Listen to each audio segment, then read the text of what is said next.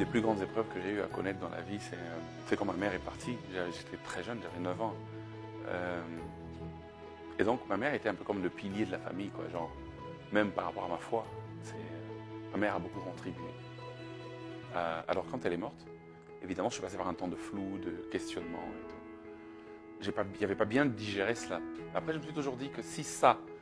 Tu vois, quand tu as 9 ans et que ta maman meurt, tu as vraiment l'impression que la vie s'arrête là, en fait. Parce que les années qui ont suivi n'étaient pas des années simples.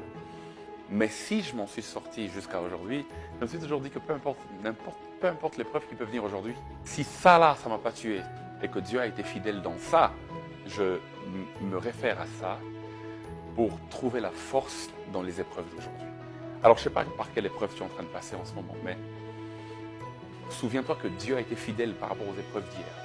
Ça veut dire qu'il sera fidèle aussi pour cette épreuve d'aujourd'hui. J'aimerais peut-être finir en vous donnant ce verset biblique que j'ai lu il y a 1 ou 2 semaines, pendant que je méditais la parole de Dieu. C'est Dieu qui parle.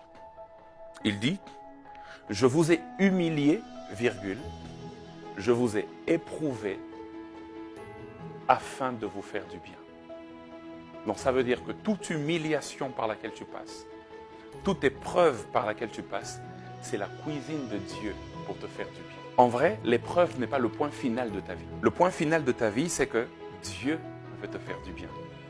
L'épreuve et les humiliations ne sont que le chemin, parfois que Dieu utilise pour t'emmener vers quelque chose de bien.